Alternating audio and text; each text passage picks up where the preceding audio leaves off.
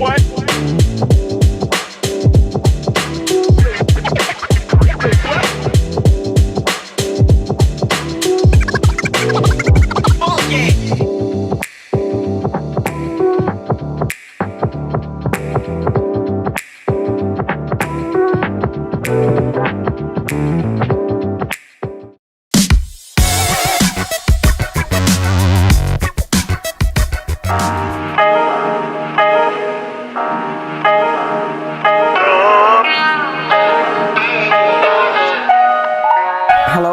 This is Elena Laster on the Elena Laster Show, Power of Women. We are back on the air. We've been gone for 3 years. We shut down because of COVID, and it was just hard to interview people. But we made it.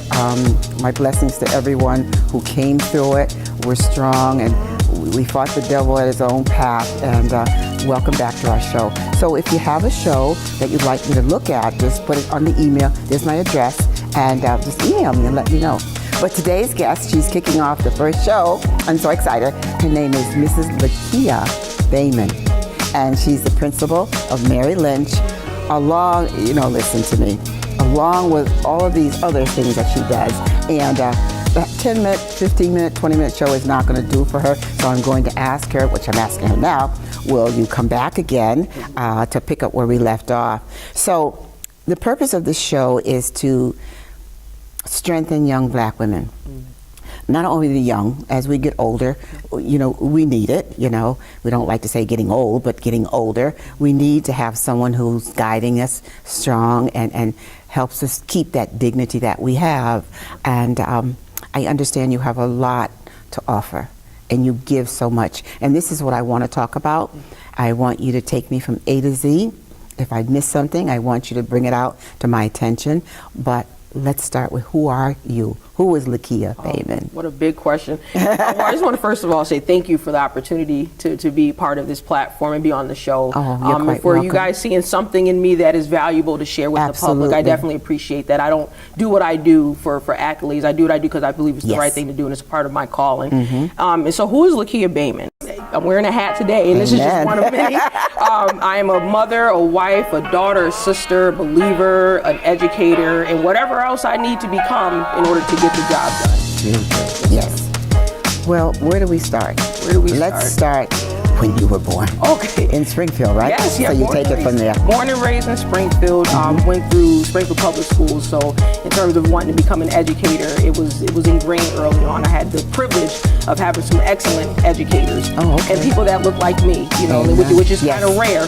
But in Springfield, especially when I was coming up, more so in the 90s, there seemed to be a good amount. Yes, there were. It's a little different now. We're working to re-diversify our district in particular. But at the time, I was fortunate enough to see people that look like me, men and women, and really all walks of the education field, paraprofessionals in the office, teachers, the principal. I remember my first principal, Mr. Brown, at Homer Street School. Oh, Homer Street School, right down, well, it used to be Homer Street School, yes. Yeah, no, it's still Homer. It is still Homer? Okay. Yep, the Homer Street. Oh my God. Mr. Brown, and just being able to admire and appreciate him and what and how he led the school, and it kind of inspired me. I had no idea at the time. Right. I wanted to become a principal myself. I know. I thought I was going to become a lawyer, actually. Oh, well, okay. Yeah, I was going to law school because that's where I heard the money was at, So, so follow the trail, right? Yeah. So I figured, okay, you know what?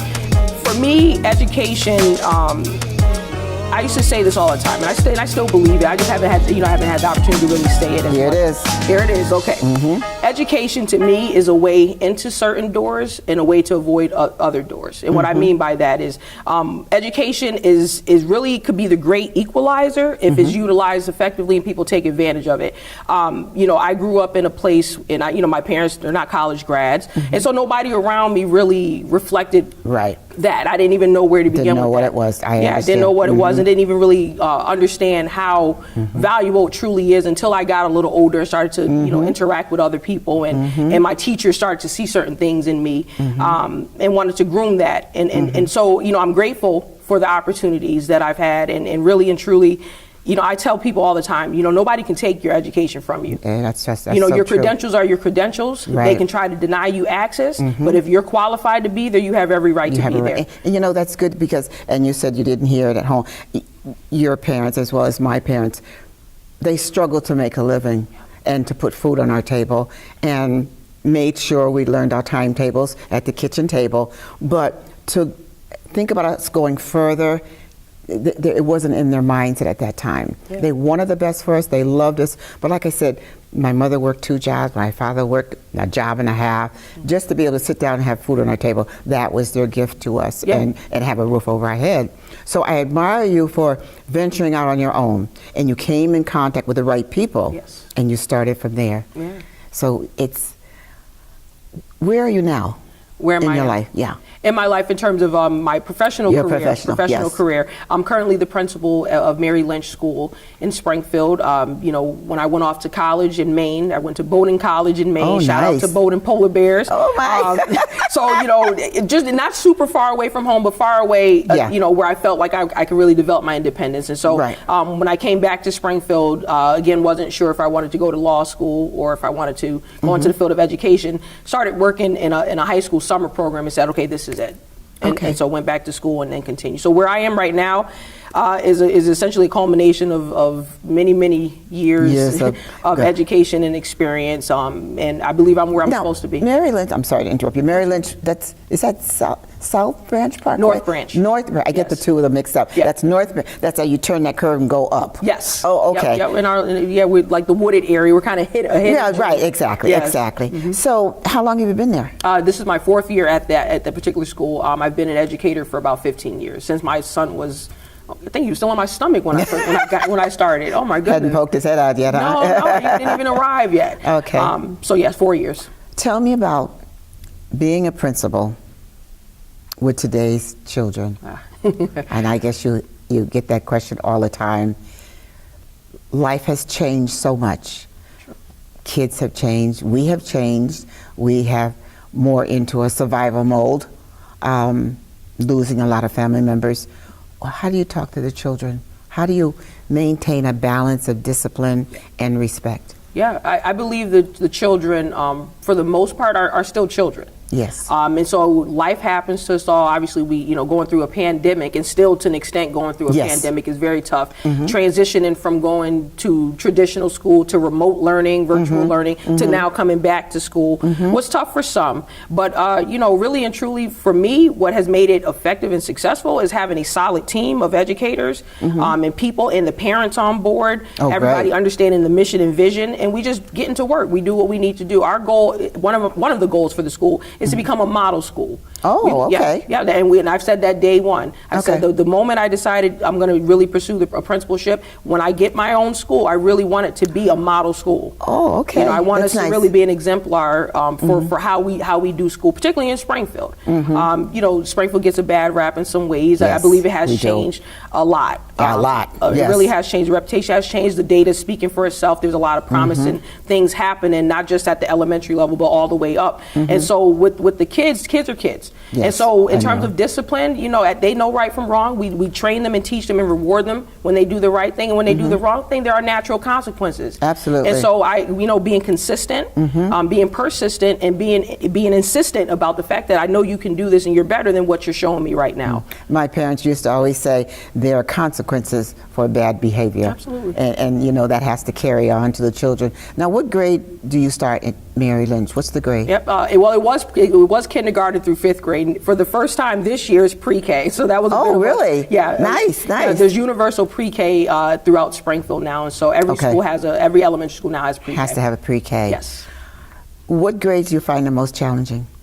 I would say 3rd and 5th grade. Okay. And you're probably wondering why I didn't mention 4th grade, because but I find that 3rd grade is literally like the middle child. When you have, say you have 3 children, you have your oldest, and there's a certain natural leadership that comes with that, and then the baby of the family, you got this middle child who's like, I don't know where I'm going. Yes, 3rd grade is tough, and it has been tough, and that's tough across the district. I would even argue to say across the nation, because again, there's that what I call the middle child syndrome. Like, they're not the oldest, they're not the youngest, there's certain... Just in between. Just in between. They don't necessarily have all the skills, and I mean, not that they should, but they're not, I know in my particular building, up until recently, we struggled with our 3rd grade. Do you? Yeah, we've had to make some changes, some in-game changes that are now yielding good results. Okay. But historically, I would say 3rd grade. 5th grade, especially in elementary school, they're like the high school seniors of the elementary world. So they think they got it. They think they know. They're testing the waters. They're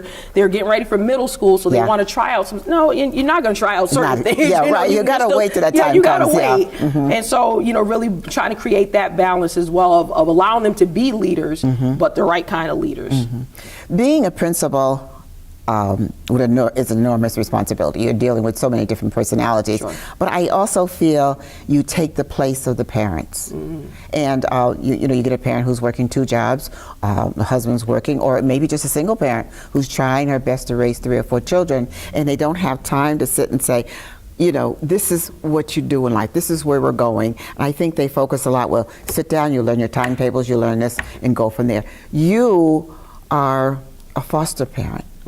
I mean, I'm trying to think of the right word, but I'm saying a foster parent because they know, judging from speaking to you now, they can come to you with anything. Sure. And I think that's wonderful because some kids just isolate themselves. Yeah. And you can't break that wall or crack that mirror, and they just close themselves off. And I find since the COVID and they were out of school, there's a whole different mentality. Yeah. Sometimes I don't know where to begin, or just saying hello doesn't seem enough. But sometimes I'll hug them, and they hug. Yeah, and I said they need this. They do. But I see they can get all of that in you. I'm just so. I hope so. I really don't hope. do. I see. I'm so pleased to have you here and get your perspective of today's kids because. I have a great-grandchild actually. She's in the 3rd grade, and she, oh God, girl. Yeah. Girl. I told you. Oh, yeah, I just thought her. She's in the 3rd grade, and she comes over to the house. Oh, now, Grandma Lena, you need to do this. And how come you moved this picture over here, Grandma? Well, wait a minute. This is my house. Right. Did you do your homework? I did my homework. See, Grandma Lena, it's all done. So now I can come over to your house on this date. I put it on my calendar. I'm saying, well, girl, who do you think you are? I know you're a laster, but wait a minute, Wait a minute. But they are challenging. Yeah. It's scary. It can be. It can be. But you know what? Again, going back to what I said earlier, kids are kids. Yes. I think back to my childhood and what I responded to or didn't respond to. And I tried to give them better than even what I feel I received in some ways, whether it was from teachers, my parents, etc. I always tell even my own kids, Right. You all should be better than me. Like you should stand on my shoulders and go up. You can't be beneath me. That's right. You can't make the same mistakes I made. Make your own. Don't make mine. Don't make yours. And so I carry that over into how I educate and interact with my students, and I encourage my staff to do the same. Right. It's kind of like when your parents said, "Do as I say, not as you see me do," or something familiar like that. Well, so, but it's really more, do what you see me doing, but go further. Go do further. More. Yeah. Go yeah. further. Take so the mistakes that I've made, you see that, learn from it, and avoid that. But at the same time, if there's some things you saw that I did well, I want you to take it to the next level. I love that. Yeah. Now, do you have much bullying? I know there's. That's wonderful. No, that's one thing that I have zero tolerance for. And if there was a such thing as a negative zero, then it would be negative zero. Good. That's wonderful. We don't tolerate that. We're all about team. I refer to my staff as Team Lynch. We're all about respect, integrity. Those are some of our key words. Oh, I don't. Yeah, zero tolerance. I'd love to sit under your school, but we have to take the station. But as you know, yes. So we're going to wrap up. We'll be back in 10 seconds, 30 seconds. We'll be back, so don't go away. Stay tuned, sit down, stay comfortable, and we'll be back with Mrs. Lakia Baymon.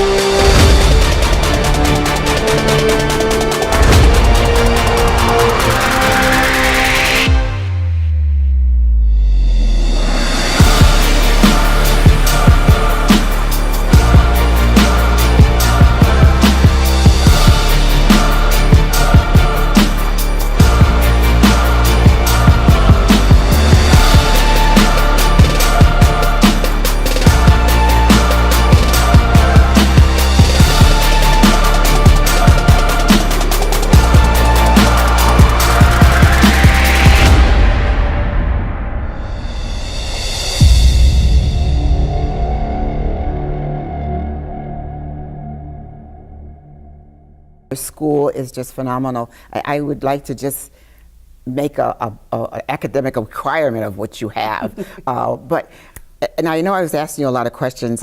How do you keep the kids grounded? Yeah. You know, and I talked about parents coming to you and talking to you. But I also touched the subject of bullying. And I was telling you that we had this African-American bully, African-American Halloween costume. It's all mixed in one. She has several different ones. And she's black, and she's a school teacher, and her name is Betty Laws Fights Back. And we go into the schools, well, we used to before COVID, and we go to dance studios. And we had this one little girl who was sitting in the corner when Rhonda was speaking, and they all loved to come up and hug her at the end. That's why we had to stop because of COVID, because they cling to her. And I had told Rhonda, I said, you know, there's a little girl, why don't you talk to her? And Rhonda went over there, and the little girl said that she's going to kill herself. Well, of course, I saw Rhonda turn as pale as a ghost, and I said, let me go over there. And to come to find out, she had everything written out, and she was literally going to kill herself. And we had 3 children during the reign of Betty Laws who versed their opinion they're going to kill themselves. And we were able to talk to the parents. They went to the school, and they got therapy in place. So I guess my big topic to you, do you have bullying in your school, and how do you handle it? Well, I would say overall, no. We don't have bullying in the traditional sense. Yes. You know, of course, kids and their situations that happen and altercate, but we intervene quickly, swiftly, and thoroughly. Zero tolerance. If there was a -0, it would be negative zero. And I mean that. I when I say no tolerance, I don't tolerate bullying when it comes from students to students, staff to staff, parents to school. Oh my! Oh, we've worked hard over the past 4 years. I'm saying we because there were a few people that entered the building with me when I first came, and we spent our first year assessing certain things, and then we made some decisions right away that no, this needs to change. We need to shift the culture here. And so I'm bold enough to say that no, in the traditional sense, we don't have bullying.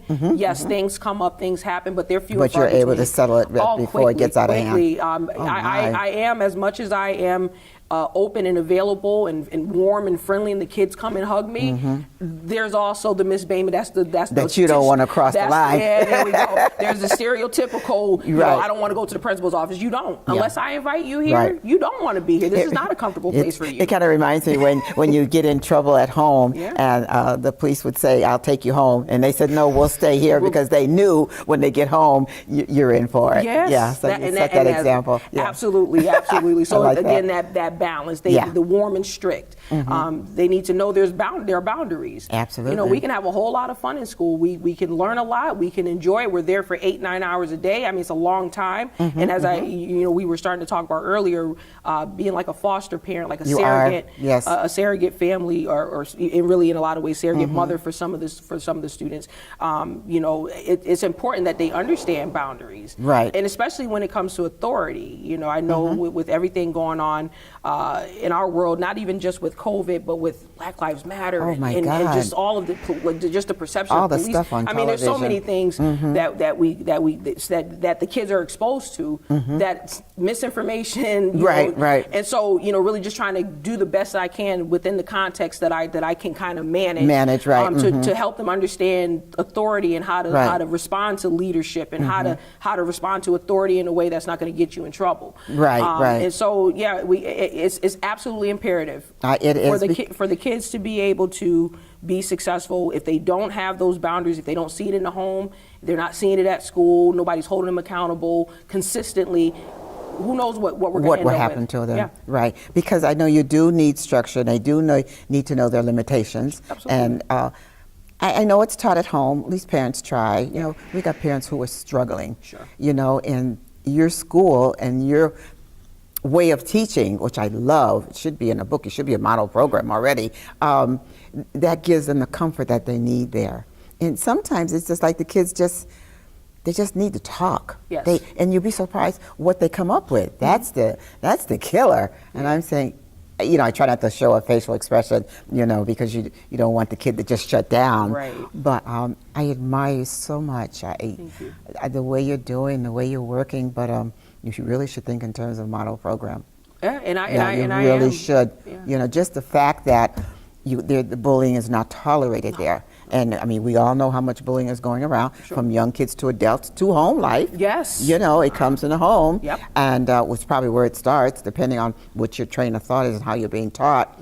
But I think that the way you educate your class and your staff and the way you pull them together to make this come all together, this sounds like a perfect model program. You have so much to give.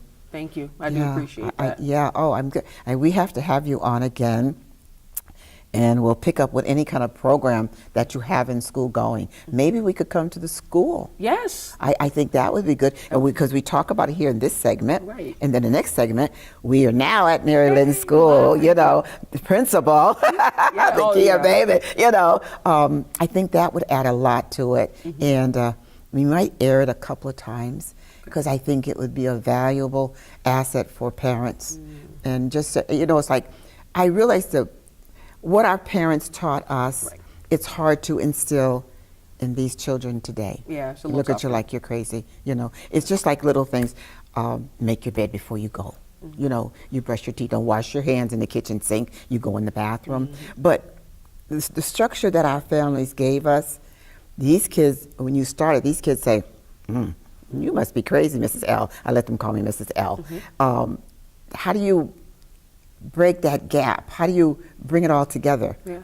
I don't know how you're you're just so Yeah. good at what you do. I love it.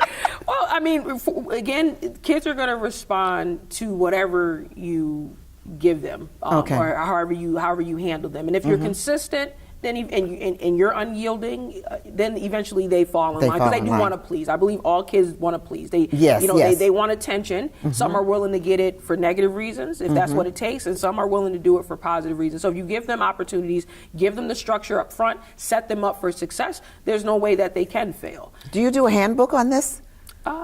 With the kids? No, what you're talking about now. Oh, no, I don't. We have a staff handbook, but no, not in terms of like some of my philosophies. No, they're not written yet. Oh, but they will be? I'm hoping. I'm claiming it. Okay. All right. It is I'm done. claiming it. Say it, so it is said, so it is done. So it's done. So because your way of thinking and the way you bring across, anyone would feel very comfortable with you. You have that presence about you.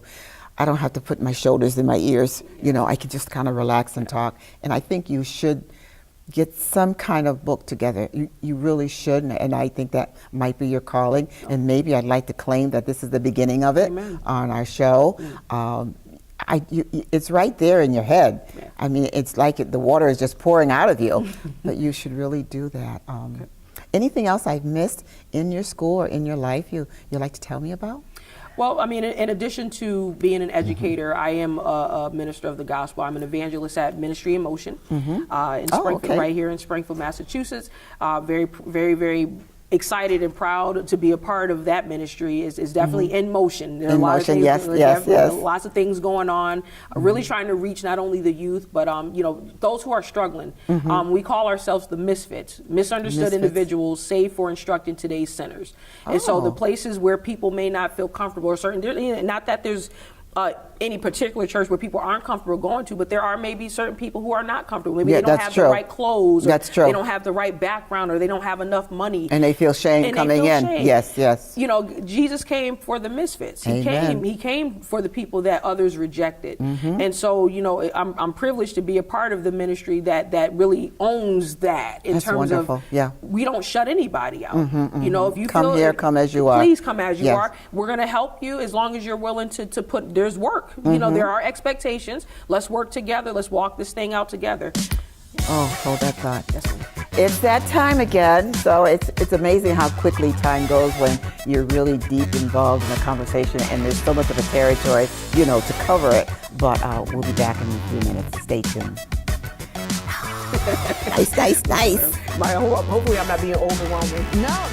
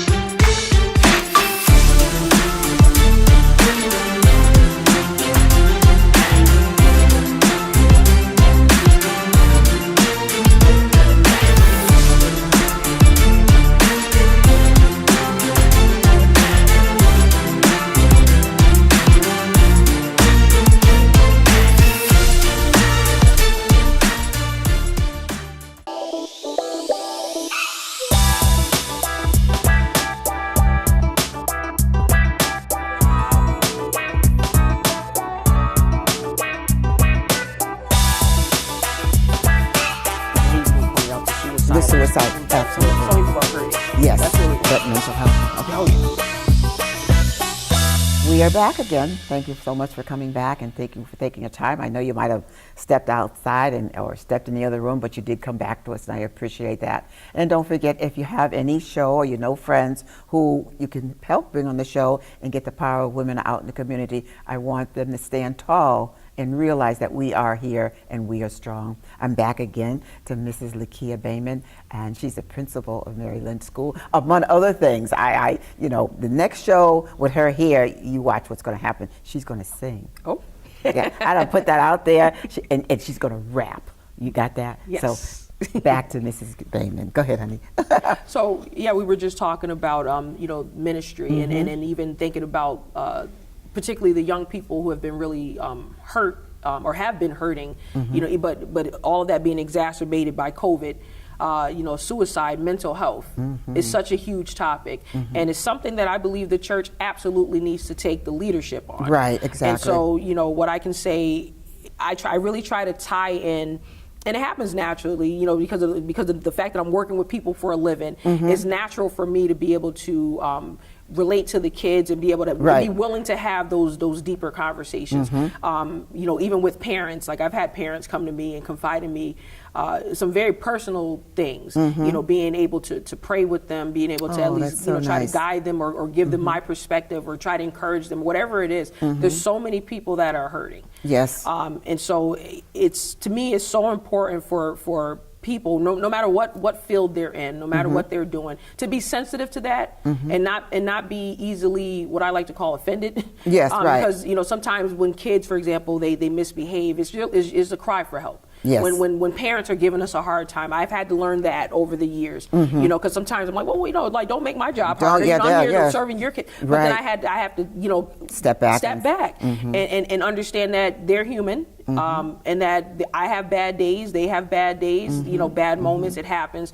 But it's usually some underlying reason. Yes, and so being willing to dive deeper. I believe what helps with my school community in particular, and even the church community, is being willing to again acknowledge that people are people. People are people. And at the same time, everybody needs grace. Everybody needs, mercy. Right. And so I carry that over into my professional as well as my, Yeah. I often tell the children when we talk to them, I said, a mother, I mean, you're not disregarding a father. Sure. A mother has so many hats. And, she rushed to get you to school. She comes back home and cleans the house. She's ironing your clothes. She's trying to look good. She looks in the mirror and says, oh, my God, I'm aging. I'm so tired. I said, but you got to remember, moms have feeling. Yes. And those words you put out there, that hurts mothers. Moms go to bed. We don't go right to sleep. We sit there, grab that pillow, cry. Close the door, make sure you don't hear us crying. And this is how we survive. But then we have to get up the next morning and look like nothing's wrong. Exactly. And I tell the kids, it always is good to hug your mom. Sometimes you don't have to say a word. Just say, Mom, can I have a hug? And that'll bring tears to your mom. Just knowing that my child loves me and it's all worth it. Yes. And they hear me. You know what I'm saying? I do. And the kids say, yeah, Mrs. L, that sounds okay. I said, try it when you go home. And of course, they do try it and they come back the next time when we have a meeting. Mrs. L, guess what? I said, no, tell me what. I hugged my mom. I said, you see? And what did she do? She asked for another hug. I said, you see, moms need affection and we need your love. We need to know that you appreciate us and we are lay our lives down for you. But listen to us. That's all we ask, because you've got to make it in this world. Absolutely. It's so, I don't know how you do it, but you have a gift from God, and you have a gift of talking, a gift of warmness, and a gift that says, come talk to me. It's okay. Amen. I see that in you, and I wanted to go further because God will open your path. We all know that. Absolutely. But not in our time, in his time. And that's what my grandmother used to always say, a little ministry there. And but you just have so much to offer in your schooling and the church, and I would like to, bring another camera another day and come into the school, and maybe we might do In Motion. I don't know. We'll see what Shari says. Yeah. But how do you feel with the kids who go to church and distinguish between the ones who don't go to church? I know it's a dynamite question. Yeah, I know it is. But it's definitely something worth noting. the Bible tells us to train up the children in the way that they should go. Mm-hmm. So if we don't like the outcome of certain decisions that our children are making, Mm-hmm. that's a reflection of us as Yes, adults. it is. Yes. We're not properly training. Right. The foundation starts at home. Absolutely. It starts at home, and I would say neck and neck is school. Yes. And so as much as I obviously work in a secular school setting, the gospel goes with me wherever I go. I hear that. And there's other believers, not only within my building, but also, in the district. And we talk often, and we pray, and we fast, and we really put the school up. Power in prayer. Yeah, absolutely. We definitely keep that at the forefront. Like that is undeniable. But there definitely is a difference. There are some children who understand it. So when they see us praying, they understand what that means. Yes. Or when I'm reminding them of certain expectations, or I know your family has raised you better than that. I know Right, that, right. or you go to my church. What are you doing? What are you doing? Right, yeah, right. It's definitely a difference. But yeah, if I had it my way, it would be absolute. I mean, I know years ago, prayer in schools was a big controversy. Right, all that. right. All that needs to come back. It needs to come back. It needs to come back. I had a young kid come to me, and we were saying, I've got such a diary of children. And I always say, well, say your prayers before you go to bed. And I said, I talk to Jesus during the day. I mean, it's sometimes just me and him in the house, and I'm just talking my head off, and I pray. And so the kids said, well, Miss Lester, how do you pray? And it just struck me. I said, well, ask God to help you. And I said, and you'll make it from there. He says, just say, help me, Miss Lel. I said, yep, just say, help me. And I said, and he will give you the strength and guidance. And I know, he's so funny. He just says, okay, I'm going to do that. So it's like, kids need so much, and you are giving the kids so much. How did you get into singing? Well, actually, I've been singing since I was little. I okay. was a kid that was in church, forced to go to the front to sing. Amen, on the first bench, huh? Yeah, I hear that. Get out there and sing the song. Yeah, right. And so there's still a little bit of that, oh, God. Yeah, right. Oh. So, but actually, I didn't really talk much about my family. I am a married woman, and I do have children, and my husband's actually a dynamite singer. Oh, and so okay. I can't hold a candle to him. I mean, Really? I back him up like I do, but at the same time, I love it. But rapping is more my thing. I've always been a rapper. I've always been a poet. Okay. And so to put that to music is more comfortable for me. Yeah. And so I've put some music out. I've done some things. Like I've Cool. actually rapped for my students. They're just like, oh, I know they like that. So, I know. I try to. They probably say you're down. You're down this thing. yeah. So I try to merge all aspects of who I am. Yeah. And give the kid, give the students, all Right. of me in that sense. And so so I've been doing music forever. I mean, that's wonderful. In some capacity. Yeah. And so yeah. So segue into the next show. Yeah. You have your music and you'll have the rap, and I want the kids to see that. Yes. I think they would get that. Maybe we can have a tape made for you. I don't know if you could run it in school. Let them see what their principal is doing. Nice. Let them see she is down, using street language. Yeah. She's cool. She's down, and I think that would it would make a big difference. Yeah. Knowing you are part of them. Yes. And that's what makes the difference. It does. So when the kids were home for the 2.5 years because of COVID, and they came back into the classroom, what were the challenges then? Oh, wow. Yeah. They're, again, talking about family life and structure or lack thereof. Okay. Having to really hit the reset button what was tough. Getting kids to understand, okay, you're no longer at home where maybe your parents allowed you to do certain things or didn't allow you to do certain things. Here, this is what we need to do. So we had to start over in a lot of ways. All over again, huh? Even with some of our 5th graders who are professional students, they've been in school all their lives.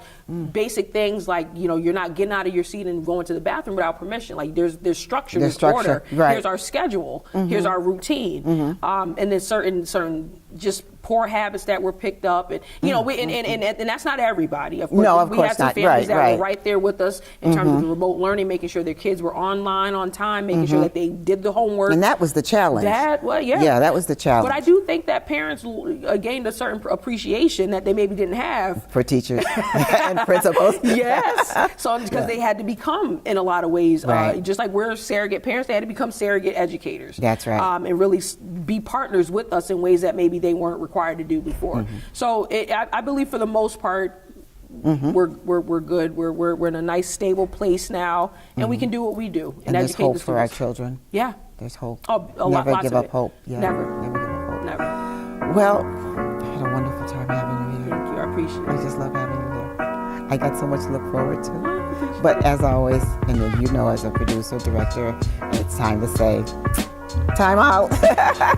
Till next time. So listen, everyone, we had a wonderful show with Mrs. Baymon here. I just love her. I just met her, and I mean, she's just dynamite, full of energy.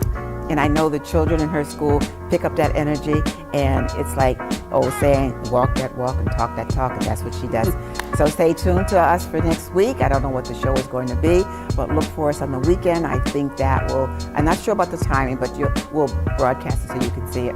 I'm Elena Laster, Mrs. Baymon, Mary Lynch School, and we're out. Thank you so much. Have a wonderful weekend. Elena Laster, Power of Women. Thank you. Hey, That was awesome. yeah, that was